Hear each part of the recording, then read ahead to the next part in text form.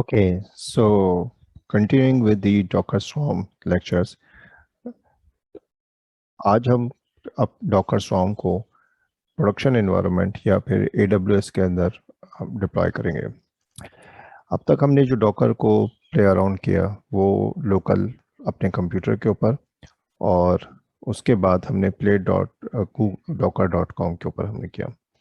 Today we're going to deploy the Docker and the Docker Swarm on the AWS machines, just like in production environment, जैसे कि एक production environment में होता है, right? So for this you should have an AWS account. ज़रूरी नहीं है कि AWS ही हो, you can do it on the AWS, Azure, or any cloud machines as well. This can be done on the any local premises servers or the virtual machines as well, right? So the process will be remain same. Process यही रहेगा आपका, चाहे वो आपकी AWS की machine हो, Azure की हो, या फिर कोई लोकल प्रेमिसेस में आपकी मल्टीपल वर्चुअल मशीन्स हो या फिजिकल सर्वर्स हो मल्टीपल, जहां पर आप अपने डॉकर स्वॉर्म और उनके मल्टीपल नोड्स आप रन करना चाहते हैं, right? So I'm going with the AWS example. AWS में login होने के बाद you have to go to the EC2. EC2 is the Elastic Cloud Computing, and यहाँ पर आकर आप different virtual machines या instances create करते हैं, right? So एक instance already मेरा यहाँ पे चल रहा है, जो कि मैंने डॉकर के लिए ही क्रिएट किया हुआ है. This one is the one instance, so let me just rename it and give it the name node 1. Okay, so इसको मैंने नोड 1 का नाम दे दिया है. I am going to demonstrate how can we create the multiple more instances as well, right? So to create a new instance, just click on the launch instance.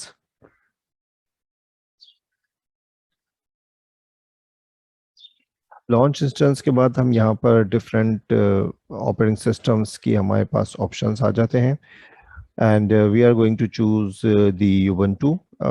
It is Ubuntu has the good support with the Docker environments. तो Ubuntu का हमने यहाँ पे एक free tier server, मेरे पास ये free tier account नहीं है, लेकिन ये कि आप जब फर्स्ट टाइम जब क्रिएट करते हैं AWS के ऊपर तो आपको 12 मंथ्स के फ्री क्रेडिट्स मिलते हैं. तो पर मंथ 744 आवर्स का आपको EC2 के फ्री क्रेडिट्स मिलते हैं, राइट? और जो कि 12 मंथ्स के लिए वैलिड होते हैं, यानी कि हर महीने आपको ये 744 आवर्स के क्रेडिट मिलते रहते हैं. तो if you use this machine, so वो फ्री टियर एलिजिबल होती है और वो फ्री क्रेडिट में से यूज़ करते हैं, so you will not get been charge, आपको वो पैसे चार्ज नहीं होते हैं. So we use this Ubuntu server select किया हमने. उसके बाद हम मशीन की टाइप चूज करेंगे.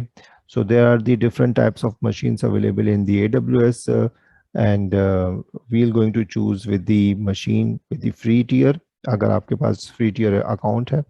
And this has the 1 CPU and 1 GB RAM, which is fine for the our testing environment. But apart from it, अगर आप प्रोडक्शन के अंदर हैं तो आप अपनी लोड और कैपेसिटी के हिसाब से जो है वो आप मशीन्स चूज कर सकते हैं, राइट?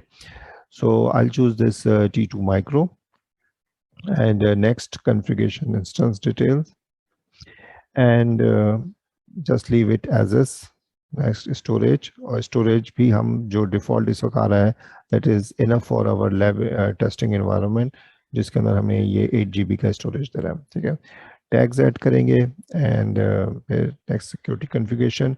सिक्योरिटी कॉन्फ़िगरेशन के अंदर सिक्योरिटी ग्रुप्स के अंदर basically you choose the security groups जो कि आपकी मशीन के लिए पोर्ट्स को ओपन करेंगे, just like in firewall, right?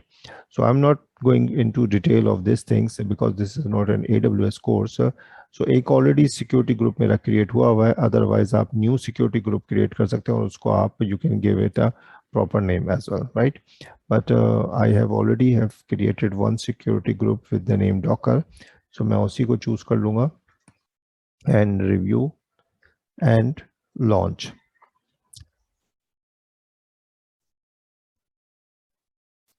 अच्छा, जब आप लॉन्च करेंगे तो ये आपसे फिर कनेक्ट करने के लिए इस लिनक्स मशीन को ये कनेक्ट करने के लिए आपसे ये एक की पेयर मांगेगा जो कि पब्लिक एंड प्राइवेट की पेयर्स होते हैं। तो अगर वो पब्लिक की या प्राइवेट की आपके पास पहले से क्रिएट हुई है, जो कि मैंने क्रिएट की हुई है, ठीक है, तो वो आप चूज कर सकते हैं, चूज एन एग्जिस्टिंग की पेयर, ठीक है। Otherwise, you have to create a new key pair.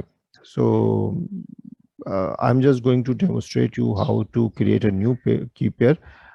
लेकिन अदरवाइज मैं यूज अपना पुराना जो मेरा की पेयर है मैं वही यूज करूंगा, ठीक है। सो टू क्रिएट अ न्यू की pair, late me just type it here, docker dash test, okay. Just right a name of relevant name है, जो कोई भी आपका उसका की पेयर से रिलेटेड नाम लिखें, और डाउनलोड की pair, that's it.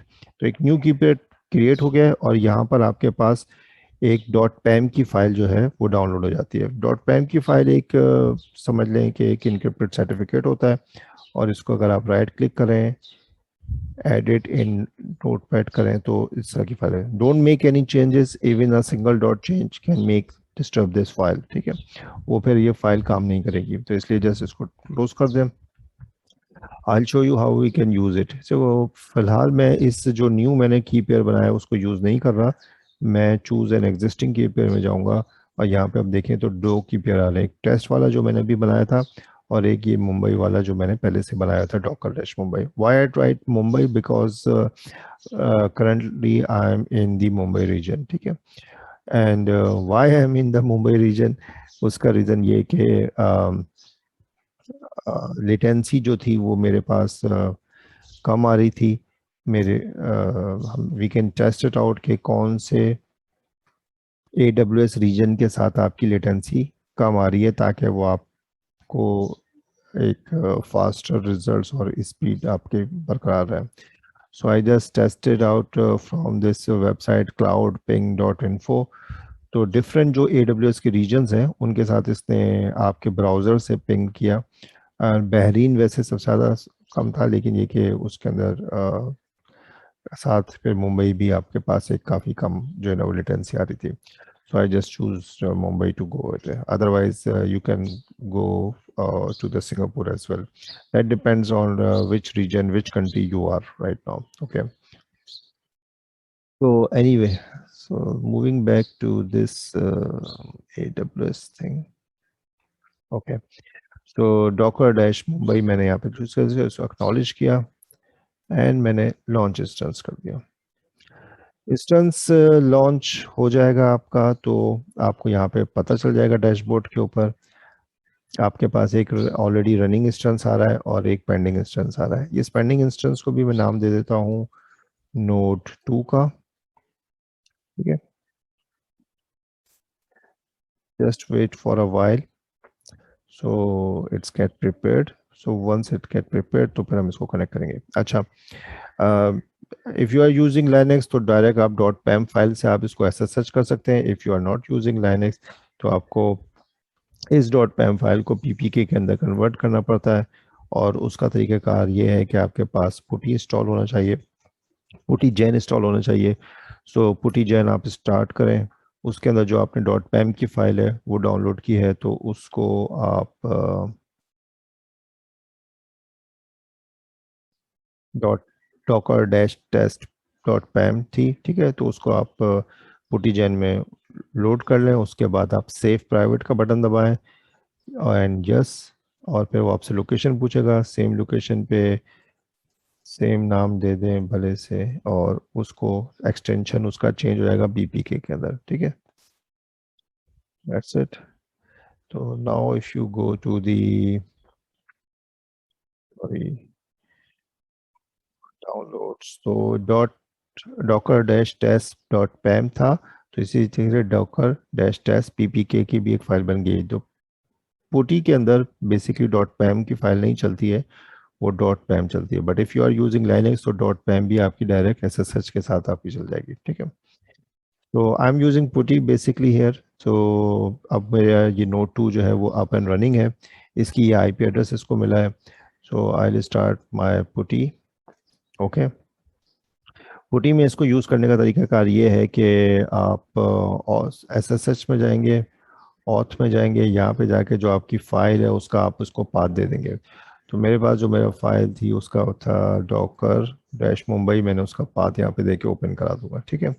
And once it is open, तो आप यहाँ पर जाकर सेशन में इसको कोई अच्छा सा नाम देके आप सेव करा दें। जब आप सेव करा देंगे तो इस तरह से आपके पास नाम लिखा हुआ आ जाएगा। तो एवरी टाइम आपको जाके ये रिपीटेड एफर्ट्स नहीं करनी पड़ेंगी कि जाके फाइल को बार बार ऑथ के अंदर ऐड कराएं, ये आप फाइल आपकी ऑथ में ऐड हो जाएगी। तो ये मेरे पास सेव हो गया, मैं इसको सिर्फ लोड करूंगा तो ये फाइल मेरे पास लोड हो गई, ठीक है, जो मैंने सेव कराई थी। Now I use this IP address जो कि मेरे न्यू नोड 2 है, इसका मैंने आईपी एड्रेस कॉपी किया एंड यहाँ पेस्ट किया। फाइल मेरी लोड हो चुकी है और उसको मैंने ओपन किया। यस।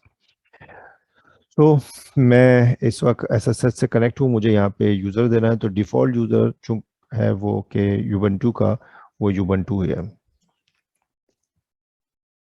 पासवर्ड ये मुझसे नहीं मांगेगा क्योंकि मैं ऑथेंटिकेशन फाइल के थ्रू जा रहा हूँ। जो डॉट पीपीके की फाइल मैंने, या डॉट पैम की फाइल से जो मैंने पीपीके की फाइल बनाई थी, so because I am going through that file, तो इसलिए ये मुझसे पासवर्ड नहीं मांगेगा। एंड बट मैंने सिर्फ इसका एक वैलिड यूज़र दिया, राइट।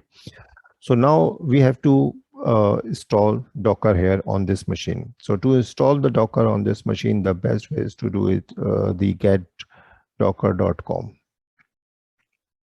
तो getdocker.com के ऊपर अगर आप जाएंगे तो ये एक पूरा एक स्क्रिप्ट है जिसके थ्रू डॉकर आपकी लिनक्स मशीन के ऊपर इंस्टॉल होता है। इसके अंदर इसको चलाने का तरीकाकार भी यहाँ पे लिखा हुआ है। This script is the main the quick and the easiest install. सो ये दो इसके अंदर कमांड्स लिखी हुई हैं, तो C U R L and this. तो पहले हम इस कमांड को रन करेंगे, ठीक है, जिससे ये स्क्रिप्ट बेसिकली डाउनलोड हो जाएगा। Okay, and because I am not connected with the root user, so यहाँ पे मुझे sudo करना पड़ेगा, ठीक है। Once this is done, then use this command.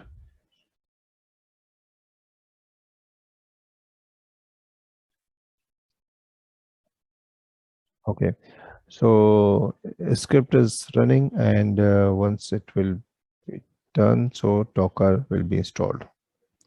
It will not take much time. All right, so Docker has been installed here, and let's just do the sudo docker info, and sorry,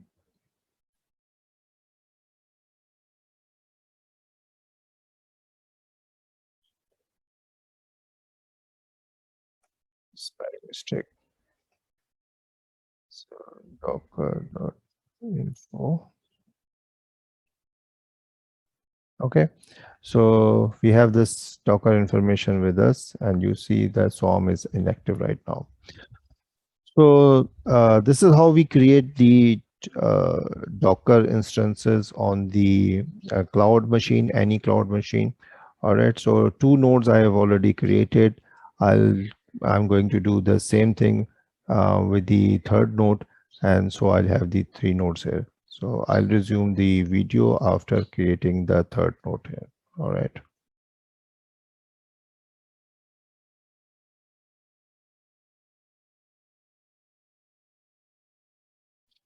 All right, so we have the 3 instances running now on the AWS server, node 1, node 2, node 3. All right, and these all 3 are connected via the SSH here. Okay, and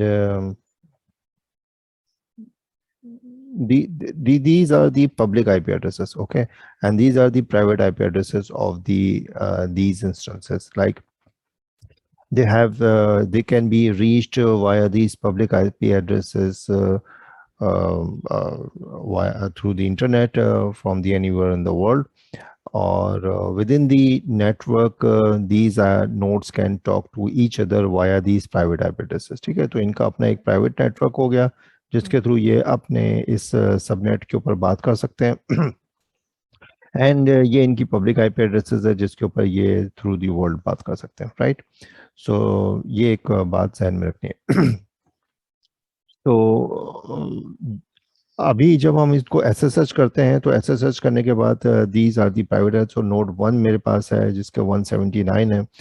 So I can differentiate these multiple screens through these IP addresses as well. ठीक है। So like this 179 complete नहीं लिखा हुआ है, 17 लिखा हुआ है, तो this is the my node 1 and this is the 19, hopefully the node 2 है ये। ठीक है, 197, तो ये आपका 197 क्या आ गया, ये नोड 2 आ गया।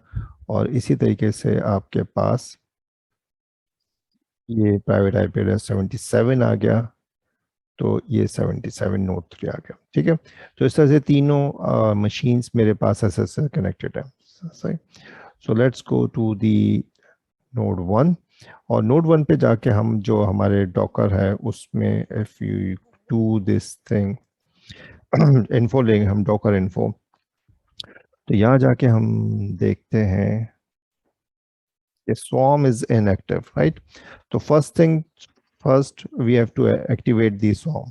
ठीक है, तो we have the public IP address and the private IP address। ठीक है, swarm को जब आप by default without any parameter, IP address के पैरामीटर के बगैर अगर आप इनिशिएट करते हैं तो बाय डिफॉल्ट इनिशिएट हो जाता है आपकी लोकल आईपी एड्रेस के ऊपर जो प्राइवेट आईपी एड्रेस है। ठीक है, but what right now we have to do is we have to activate it with this public IP addresses। ठीक है, ताकि वो पब्लिक आईपी एड्रेस के ऊपर अपने आप को पब्लिश करें और वहां से वो एक दूसरे नोड्स के साथ बात कर सके, राइट। और उसी पब्लिश आईपी एड्रेसेस के थ्रू वो कनेक्शंस ले सके, वो लिसन कर सके from the world as well, so that if we initiate any service, जो कि आगे जाके हम देखेंगे कि किस तरह से हम उसकी रिडंडेंसी वगैरह के ऊपर भी हम मैनेज करते हैं, राउटर मैश यूज़ करते हैं स्वार्म के अंदर, तो वो किस तरह से उस आईपी के ऊपर लिसन करता है और लिसन करके वो कनेक्शंस को डिस्ट्रीब्यूट करता है, right. So for this will do it again and we'll do this thing by clearing screen and then sudo docker init docker swarm init --advertise dash addr and then IP address of node 1, public IP address, right, and that's it, enter। So now you see, अब जो हमें इसने Docker ने जो command दी है वो उसके अंदर ज्वाइन करने के लिए उसके अंदर इसने ये पब्लिक आईपी एड्रेस लिख के हमें दिया हुआ है, राइट। तो बाकी नोड्स के ऊपर जाते हैं और बाकी नोड्स को ज्वाइन कराना है through this command,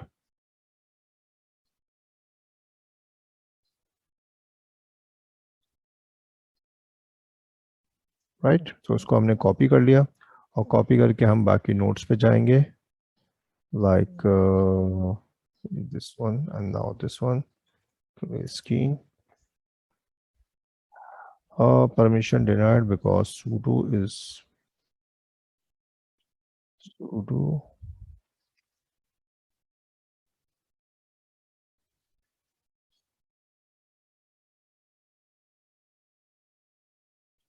all right। So here's the problem। So this is saying that 2377 port के ऊपर ये कनेक्ट कर रहा है, right. So I have to open this 2377 port.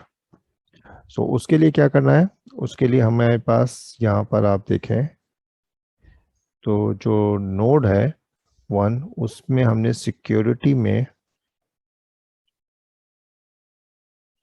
Security group create किए हुए थे और सिक्योरिटी ग्रुप के अंदर इनबाउंड रूल के अंदर इनबाउंड रूल के अंदर port 22 open है, port 22 for SSH, therefore I am able to SSH these machines। Now we have to open this port 2377 as well on this node 1, right। so उसके लिए क्या करूंगा, मैं यहाँ पे इस सिक्योरिटी ग्रुप को जो मैंने यहाँ पे क्रिएट किया था, मशीन्स क्रिएट करते उसके अंदर जाऊंगा और उसमें जाकर मैं एडिट इनबाउंड रूल करूंगा। एडिट इनबाउंड रूल करने के बाद यहाँ पे ऐड रूल करूंगा, ऐड रूल करके कस्टम टीसीपी पोर्ट 377 2377 राइट। और 2377 करके इसको यहाँ पर कोई मुझे सोर्स जो है यहाँ से एनीवेयर कर देंगे। एनीवेयर मींस के कहीं से भी, वरना अगर आप चाहें तो इसको कोई आईपी एड्रेस डिफाइन भी कर सकते हैं राइट। डिस्क्रिप्शन में डाल दूंगा डॉकर सॉन्ग, ठीक है, and that's it. Save rule. तो इनबाउंड के अंदर अब हमारे पास ये दो पोर्ट्स आ गए हैं। Let's try it again.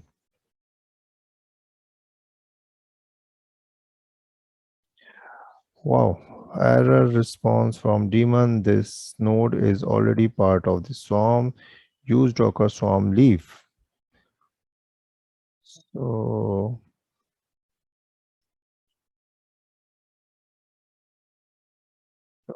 uh, sudo Docker swarm Docker info.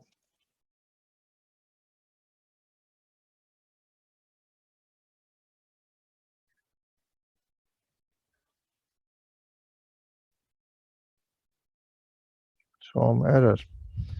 वो लास्ट टाइम जो हमने कमांड रन की थी, मे बी जिसकी वजह से यहाँ पर एरर प्रोड्यूस हुआ है। तो anyway we'll do docker swarm leave and node left the swarm, ठीक है, and we'll do check again.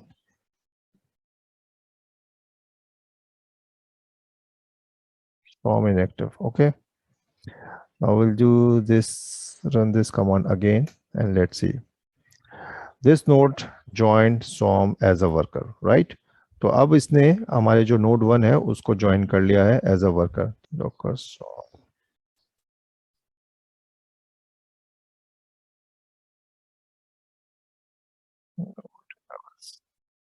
Docker node ls। तो यहाँ पर आप देख सकते हैं कि पहला तो लीडर नोड आ गया जो कि ये खुद है, ठीक है, और नोड 1 आपके पास, और जो दूसरा आ रहा है वो आपके पास ये 197 के साथ जो होस्ट नेम है वो आपके जो भी हमने रिसेंटली ज्वाइन किया नोड 2 है, ठीक है।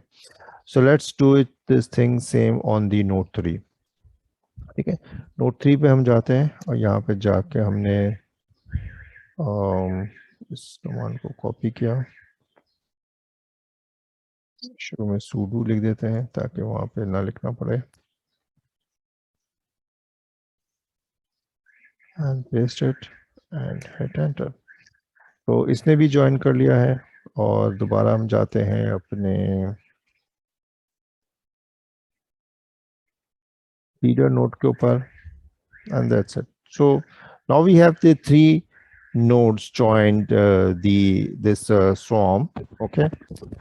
So the next thing which we have to do is to make this thing as an uh, node को हम रोल उनका चेंज करना है और उनको हमें मैनेजर के ऊपर लेकर आना है, ठीक है। ज्वाइन कराते वक्त भी अगर हम चाहते तो उनको हम मैनेजर के ऊपर लेकर आ सकते थे, but let's do it now.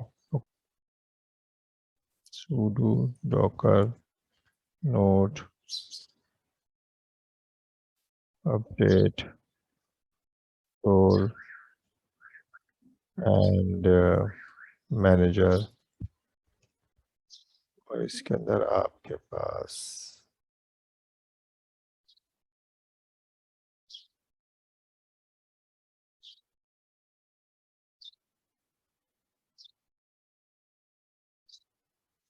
ठीक है।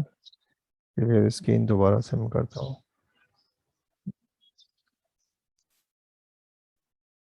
तो यू हैव दिस 77 जो है वो रीचेबल के अंदर आ गया है, और same I do with the node 3 as well. So docker node update role and manager,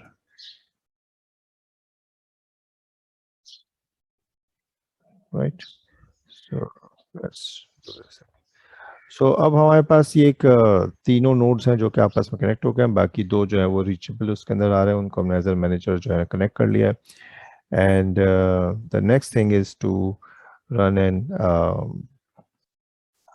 service on these things, और ताकि हम उन सर्विस को कनेक्ट करें। तो हमारे पास जो लास्ट हमने एक्टिविटी की थी उसके थ्रू अगर हम चल कर देखें तो ये तमाम की तमाम जो है ना उसके ऊपर क्रिएट हो जाएंगी।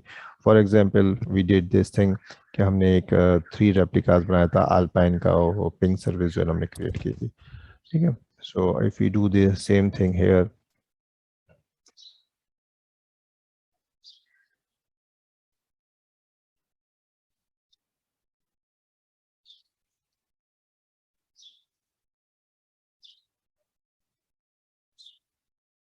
all right, so the service has been up and running. So the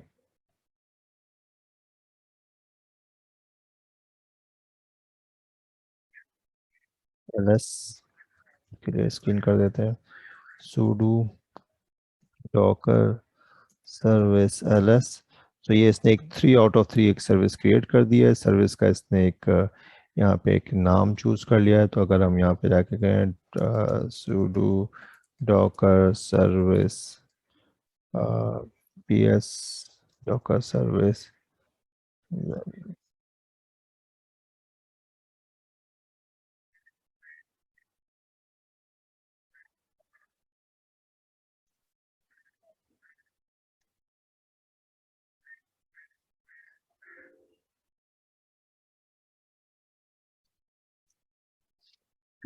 तो ये 3 सर्विसेज के प्रोसेसर आ गए हैं जो कि 179 197 और 77 पे चल रहे हैं। अगर हम यहाँ पर ही पहले इस लीडो नोड के ऊपर रहते हुए ही docker sudo docker container ls करें तो यहाँ पर एक कंटेनर क्रिएट हो चुका है जो कि इसका अल्पाइन का है। सेम अगर हम वहाँ पे जाके चेक करें दूसरे नोड्स के ऊपर, के लिए स्क्रीन कर लेते हैं, ठीक है। और sudo docker कंटेनर ls, एक कंटेनर यहाँ भी क्रिएट हो चुका है। और इसी तरीके से हम थर्ड उसके ऊपर जाएं तो sudo docker कंटेनर ls, तो एक कंटेनर यहाँ भी क्रिएट हो चुका है। So this is how the things work. So let's try to destroy the one container and see कि ये automatically create होता है नहीं होता, ठीक है ना। So sudo docker container rm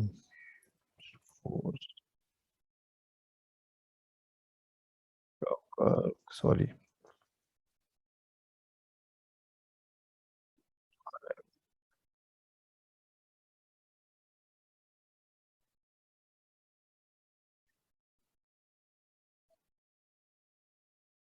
ठीक है। तो ये कंटेनर हमने run sudo docker container ls, तो हमने कंटेनर जो था ये इसको, ये कंटेनर था, इसको हमने डिलीट किया, ठीक है। तो इसने ऑटोमेटिकली एक दूसरा सेम कंटेनर अल्पाइन के लिए ही उसने एक दूसरा कंटेनर क्रिएट कर दिया। Now this the other container has the different ID and how this happened, ये हमने लास्ट क्लास के अंदर हमने देखा था कि अगर मैं यहाँ पे जाके करूँ सेम हम ps की कमांड चलाएं तो वो ps वाली कमांड के अंदर आप देखेंगे कि नोड नंबर 3 के ऊपर ये जो कंटेनर था, एक सर्विस थी वो डाउन हो गई थी, तो शट डाउन स्टेट के अंदर आ गई, फेल्ड हो गई। तो उसने खुद ब खुद एक दूसरी सर्विस जो थी वो फौरन से उसने अप कर दी और अप करके जो है ना उसको जो है एक नया कंटेनर जो है ना क्रिएट कर दिया।